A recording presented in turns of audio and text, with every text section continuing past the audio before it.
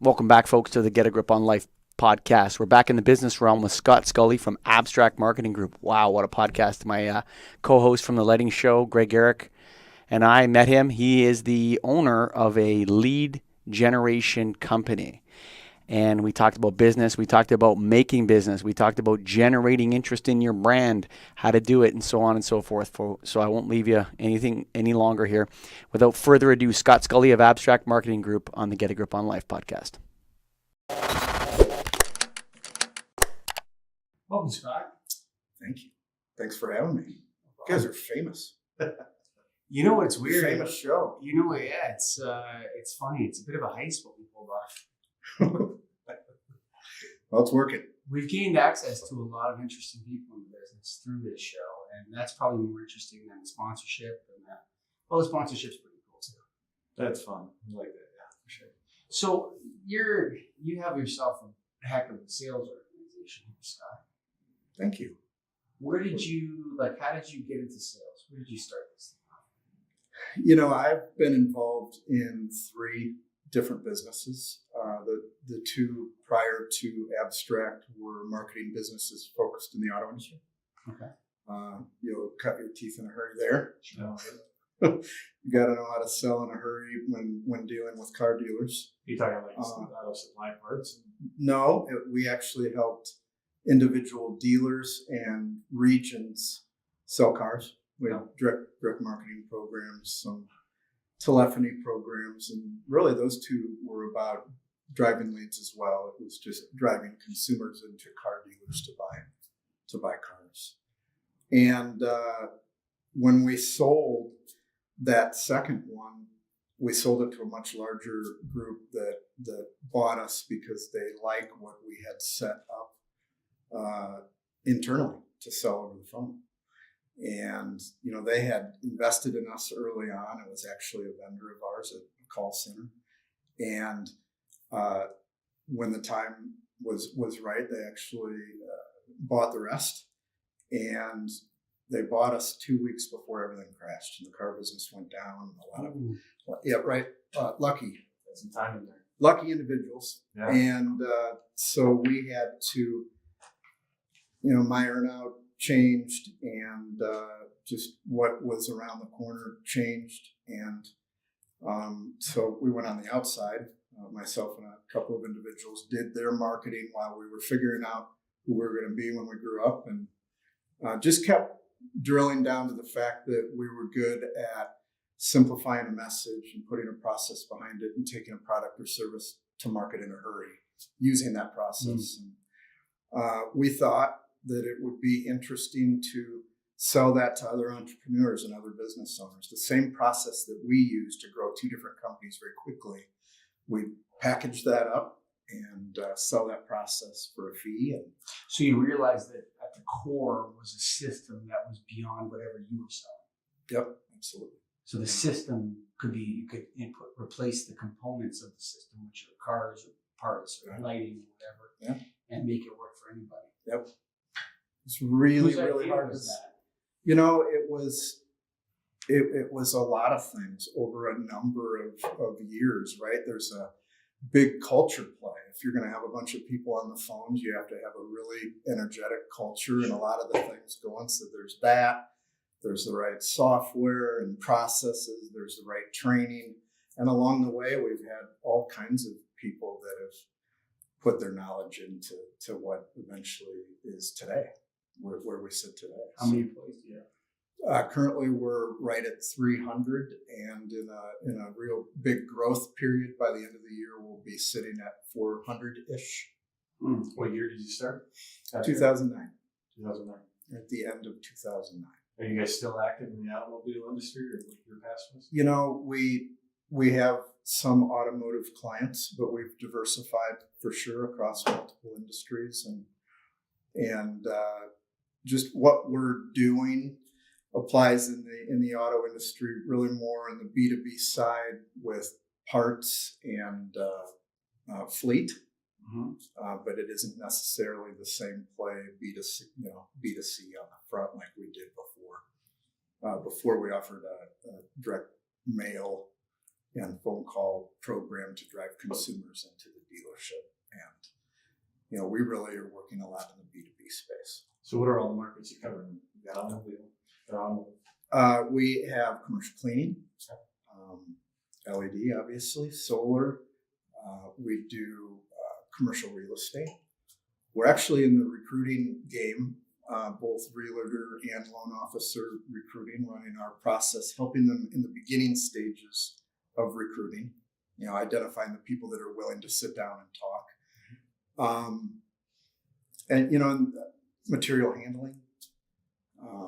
And then there are 6 or 8 others that are bubbling up as what looks like good prospects for us. So you want to be on as the tide comes in with new technologies and stuff like that, and you want to be the spearhead for various companies that are implementers, or in this sense, what new technologies are coming down the pipeline that you think are going to, kind of like you can jump on the nose cone of the rocket, like LED in 2009 or whatever. For us in our process, or just in General, like you're looking at technology, like you must be saying, I think I could get our team to sell that. What do you think? Drones, what's out there? drones are certainly out there. Our folks love using those. I just think AI in general and just what's going on there and how it runs our lives and figures out what we're doing and then helps make decisions, and home automation in your vehicle, in everyday life. I think that's going to cross over into work, and who knows, you might wear a watch that is literally watching everything that you do and listening to what you say, and then just kind of causes things to happen around you. It's going to be fun to see. Do you want that? I mean, not necessarily. No. Not necessarily.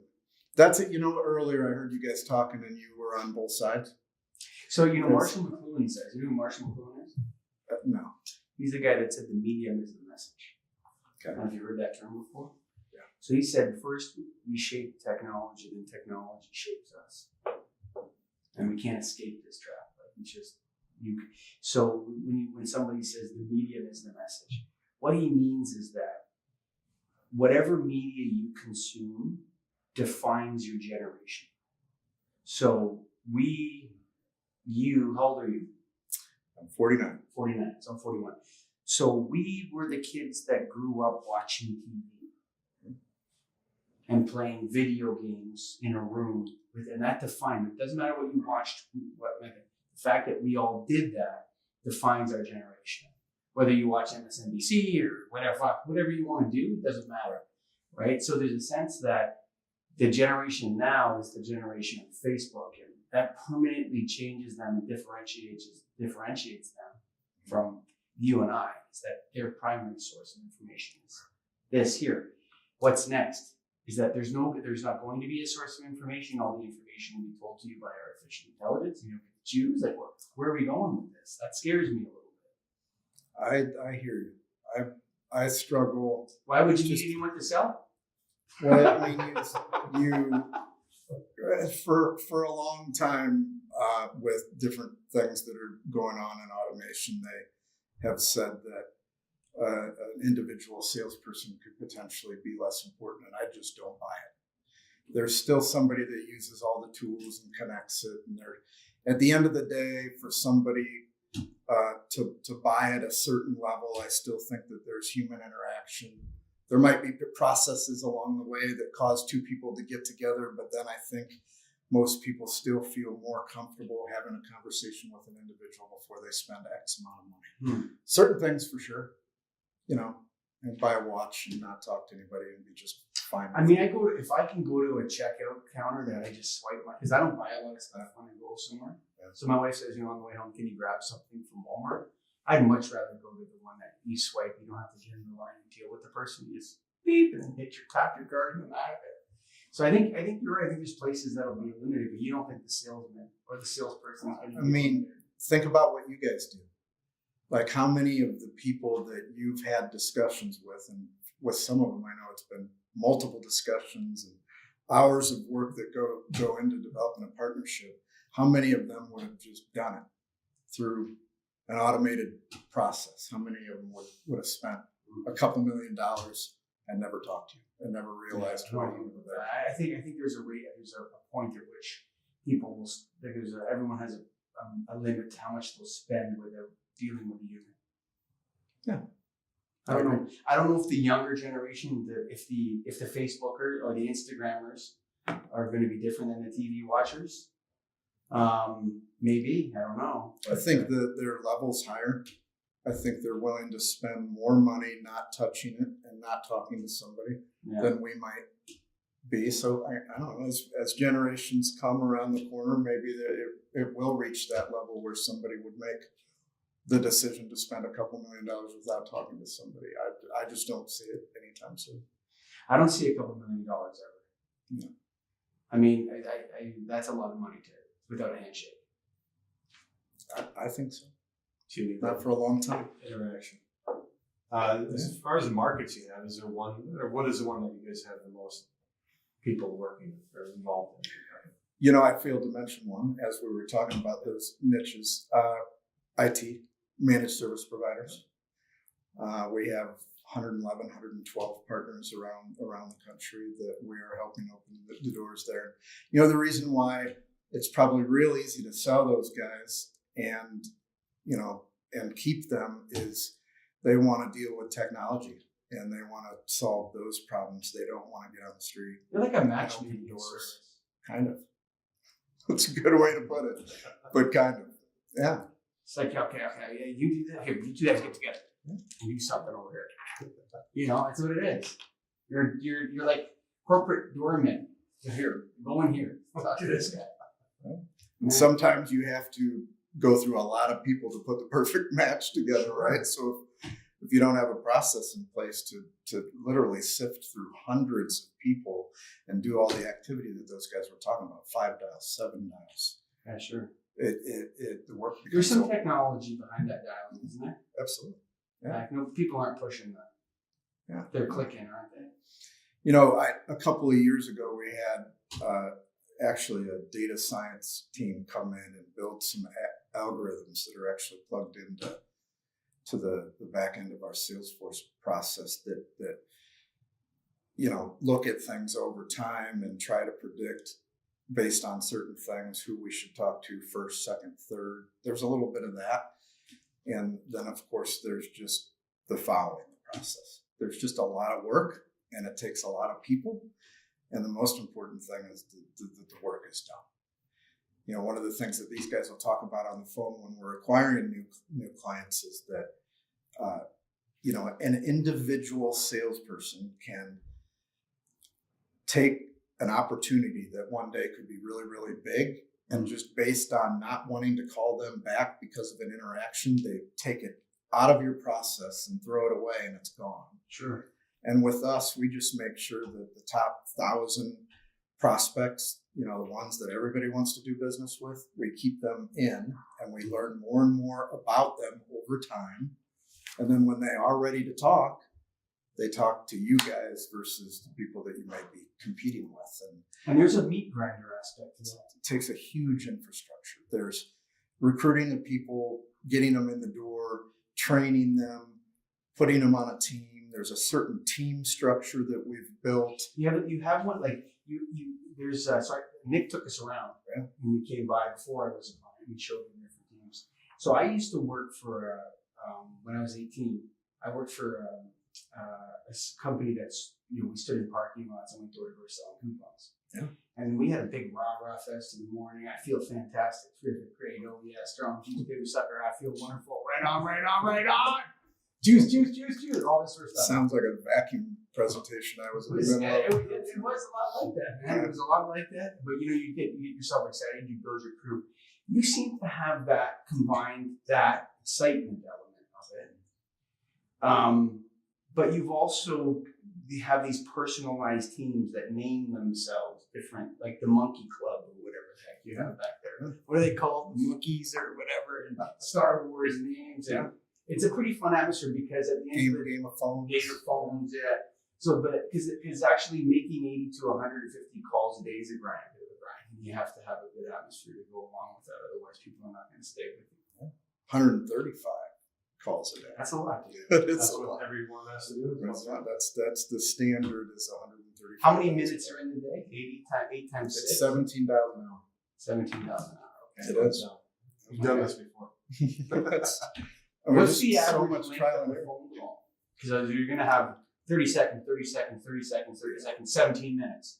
So these guys will look at talk time actually, and if they can get more so, because it's kind of all over the board, right? You've got way more that are shorter and then some that are longer. So they'll look at talk time, and if they can get somebody averaging 3 hours plus talk time over A day? then That's a lot. then that's sweet spot. Well, what it means is when they make the 135 dials, they're asking questions. They're finding out, are they in a contract now, or have they ever considered, and all the things that you would want to know. That's a big part of the process. It isn't just the appointment, it's that we're collecting all that data Sure. so that you guys can be more powerful going forward. So you've got to keep people on the phone, and eventually over time, the more phone calls we make, the more data we collect, then it becomes easier eventually to set an appointment, because each time you call, you know a little bit more about it. Yeah, there's something to that too. Yeah. So your system's in place. Your people that are actually making the calls, they easily transition between markets because of that. It's just a matter of tweaking your language a little, learning a little bit about the industry. It is easier to go market to market in a particular industry than it is market to market across multiple industries. But I will tell you that the type of people that we're hiring in the training processes we take them through, a lot of the people that are on the floor do span across 3 or 4 niches. And we thought about taking that away, and we almost made that mistake. And you'd think, you guys would say, well, why wouldn't you have a whole team that is doing LED only? But one of the reasons they come is because they love what they're learning. They're learning all of these industries, and it's not just lighting. They can learn about lighting and IT and commercial real estate. That's really one of the biggest reasons why the folks join is what they're taking in. When you're doing 135 calls a day, you want to mix it up. Call a different industry. I have a web developer working for me, and he always needs 2 projects at the same time. He needs to be able to switch from one project and work on a different project. Like it's like, okay, redevelop this website, get the whatever SSL, get the web talk, right? Yeah. But then at the same time, you're also going to do this, so you don't blow your brains out on it. It's When- interesting. You need just to change a theme or something. When you guys were walking around, did you notice the huddles? Like so at 10 o'clock, a team will get together. They'll take 5-10 minutes, shake it off, talk about what was good. Talk about what the building blocks for the next 2 hours, right? Literally these 2-hour buckets, but it's a refresh. Sure. So they get together after 2 hours, do their chant, and then might go to another industry and get into a completely different frame of mind and a different type of client. When's the last time you tried making a call? That's a great question. He leads from the back. I don't make calls anymore. Yeah, no, it's been a couple months. And what's interesting is when I did it, our processes have changed within Salesforce. And so I was having a conversation that I was done. I was like, all right, there's the call, but You did your own process wrong. So were you ever making 135 calls a day?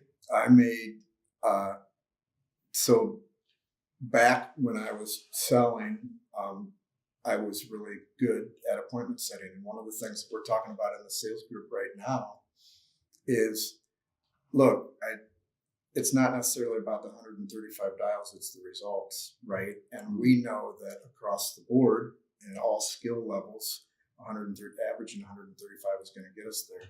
But I do believe that people, as they become more skilled and tenured at the job, they figure out how to do more research and really drill down on the prospects that matter most, and they make fewer calls, and they're more successful at setting appointments. I would say that I made less calls and set more appointments. Yeah, it's interesting because I'm trying to remember the coach of the Toronto Maple Leafs name right off the top of my head. I can't remember his name.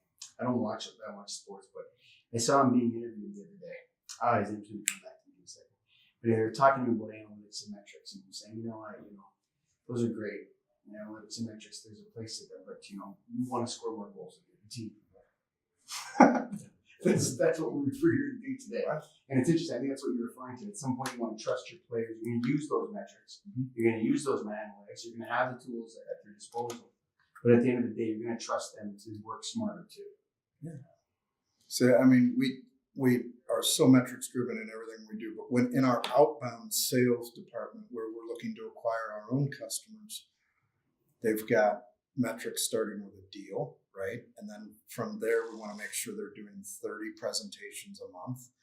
And, down from that, we want to make sure that they set 60 new appointments. And then down from that, it's, a certain number of dials in order of importance. Right. And the most important thing when we get out of each day is that a salesperson has 2 presentations and sets 3 new appointments. If they do that in 20 dials, great.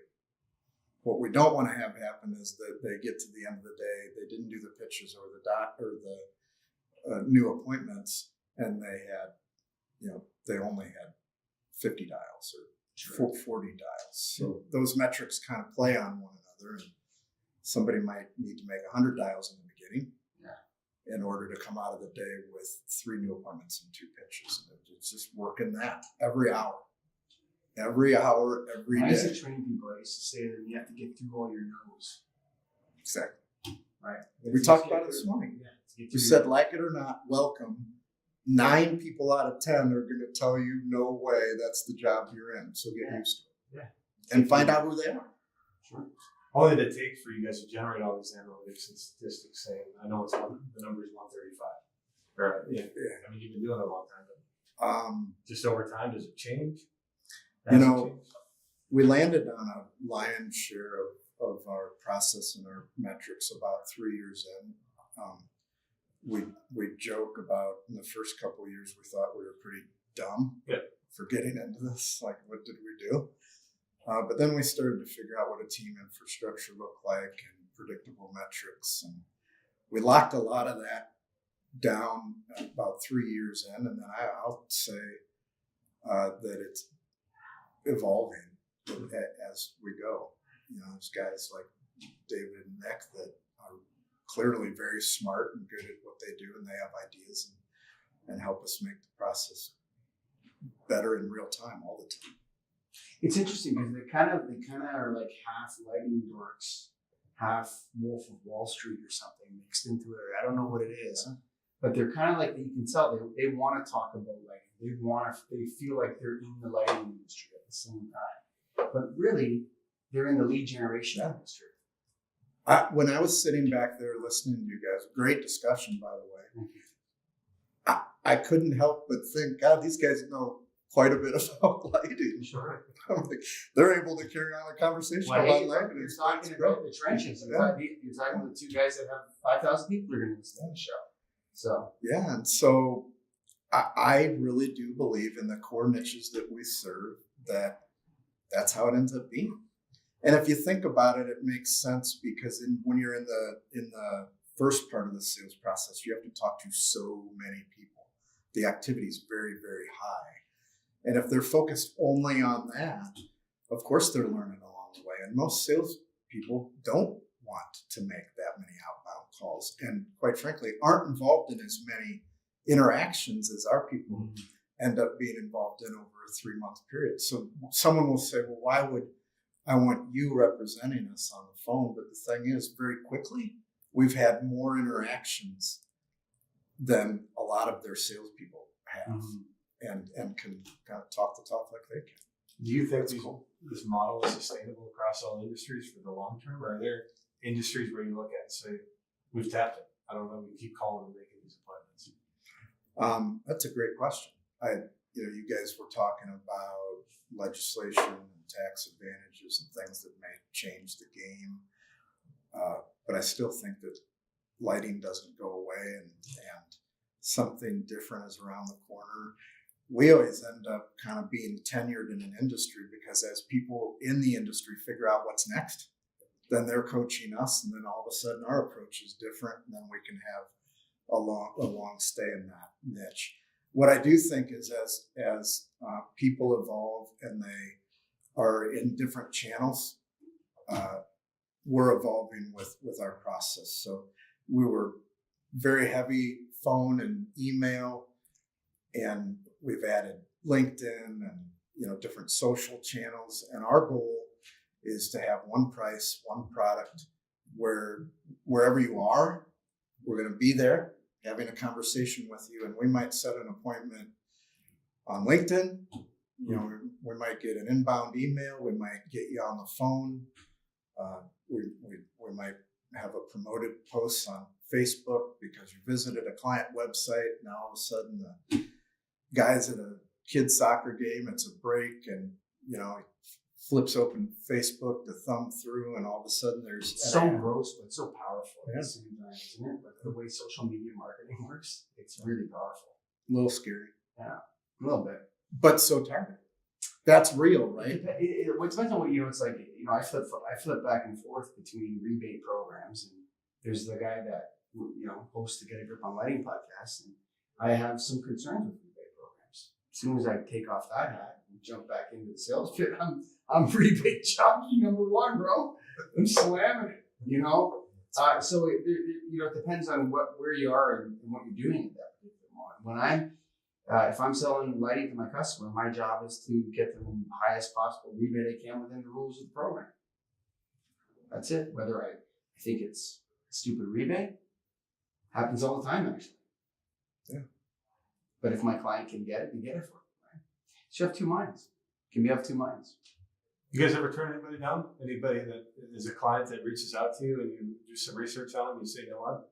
I don't really trust they're going to do the job I'm trying to get them in the door to do. Yes. Now, say we turn people down more because they call in and the market's locked down. Sure. We get in these exclusive partnerships. We go out, we move, we work Minneapolis. Yeah. We talk to everybody, and then we end up partnering with one, and then we are letting people know that we want them to see the program, have a chance to comment, say yes or no. Some people are like, whatever, not me, and then they call 3 months later. Hey, I want to hear about that program that so-and-so is doing, and we can't do it. That is the turn down more often. We're getting better and better, though, at vetting out and asking questions and making sure that the partner's right for us. Because it's a forever thing. It isn't a shot in the arm. This is a philosophy that you always have to have a full sales pipeline. And in order to do that, it takes a process. You can't turn it off. So we want the people that are willing to invest the money and stick with it for good. Thank you for coming on the show, Scott. I'm not sure where the show is going to go. If it's going to be the lighting program or the live show we're trying to develop as well. But it was interesting to talk to you. And thank you for your service and having us up over to Abstrakt to interview. Absolutely. Thank you for having me, and thank you for the partnership. I really appreciate it. Thanks, sir. Nice to meet you. Nice to meet you. Thanks to Scott Scully from Abstrakt Marketing Group, all the way down in St. Louis, Missouri. Scott, thanks for coming on the show. I really enjoyed talking with you and speaking with you about, sales, generating leads, man. It's such a wonderful thing to do for businesses, and you have a great business down there. 200 or 300 people work there. What a great system that you've set up. It was a real inspiration, man. You're a heck of an entrepreneur, and I really appreciate you taking the time to chat with Greg and I. And of course, Greg Eric, co-host of the Get a Grip on Lighting podcast, joined me for the second time on the Get a Grip on Life podcast. Greggy, thanks for coming on the show. Hey, don't forget to like us, check us out wherever you listen to this. Like, please, please, please. Or you know what? If you don't like it, tell us too. I don't mind the bad comments either. Thanks for listening, folks. I'm super grateful for all you guys out there. Bye for now.